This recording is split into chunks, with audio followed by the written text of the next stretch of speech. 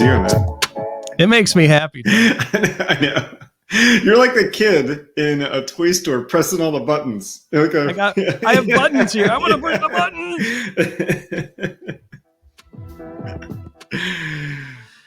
All right, I am like the kid in the toy store, aren't I? Well, you go like this, pressing all the buttons as fast as you can. I'm Ryan Ripley. That's Todd Miller. We're professional Scrum trainers with Scrum.org. Yeah. We created this show to help you do Scrum a little better each day and to give me a reason to push buttons just like this. It makes us happy. So, Todd, I mean, I think it's good vibes, man. We're smiling. We're happy. I think, as we were talking about a little bit earlier, we've got like some really good vibes going on in the community. Yep. What are your thoughts on that? Yeah, just big shout out to the Agile for Humans community as right now. Love to see all the help in the comments. Love to see all the positive reactions to not only some of our videos. And we don't have to agree. You can disagree positively, but I just love the positive tone that everybody in the Agile for Humans community is taking. Let's keep going with that. Keep helping each other.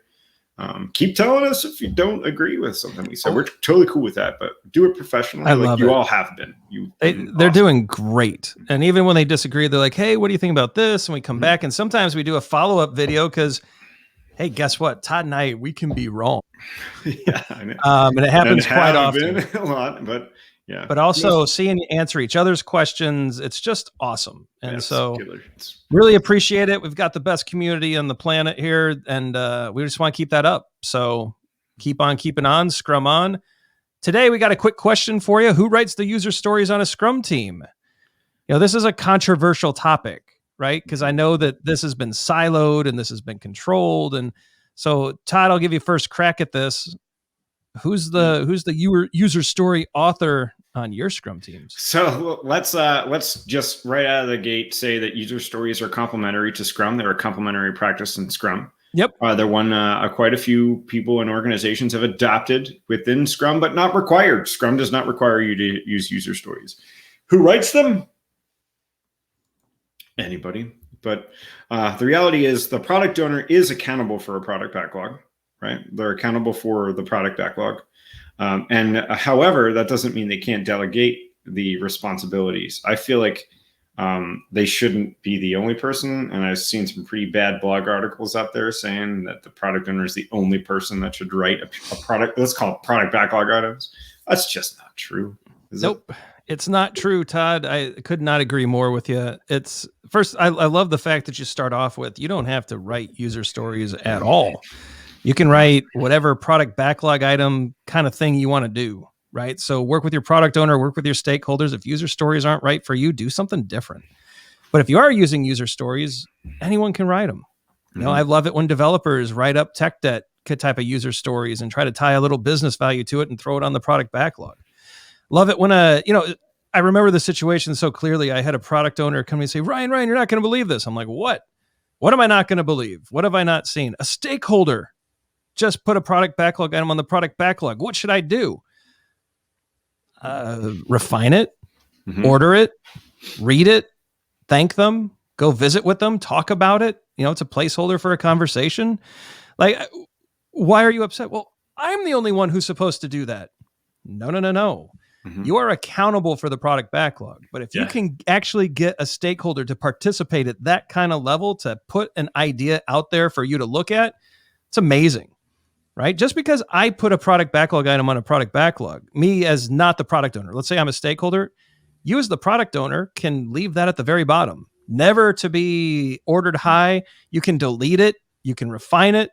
You're ultimately accountable, but anyone can add, like anyone can have an idea, and then it's up to you to decide what to do with that. Oh, which brings me to a point here, Ryan. Yeah. Do you know what else you can do on the product backlog? What's that? You can delete stuff. Oh yeah, that's right. Did you know it's allowed? Yeah, it is. You're allowed to delete stuff. I think encouraged. It's encouraged. Yeah, I think that maybe a lot of where this question comes from, because maybe if you're in a situation where you're trying to figure out who should write a user story, let's just say product backlog item. Like who can write a product backlog item? It's probably because you're in a situation where you have to delete a whole bunch of stuff, right? I will tell you this. and Ryan, you might not get this about me, but as a product owner, I was a little anal retentive about how my product backlog looked. Are you surprised by that? Let's see your surprise face. Yeah. For everybody, probably have very much leaned towards the OCD side of things. Ryan can attest to that. And I was cool with it. I had a level of expectation when someone would put something there. I just didn't want a placeholder for something later as the subject, and that was it. I just wanted to have a little bit of information so I knew who wrote it. I knew at least what questions I could ask about. It didn't have to be too much detail, just like a little enough that I could gain an understanding to have a conversation about it. So I will say that that's where I really stood as a product owner. So now I'm just rambling. We're almost good. 6 minutes. I think that's a great place to land on it. It's anybody can add, anyone can write. Hopefully product owners are able to delete, right? We want that too. But look, if you got people willing to contribute and help, that's a blessing. Lean into that. And just remember, as a product owner, you own the final outcome of that product backlog, right? You own how that looks. So refine it, order it, edit, delete it, whatever you need to do. But yeah, anyone can add. Anyone can create a PBI. And user stories are optional. There we go. I like it. Mm-hmm. Time for the end screen. Be sure to like and subscribe. Check out the socials. Check out the videos below. We think they are good.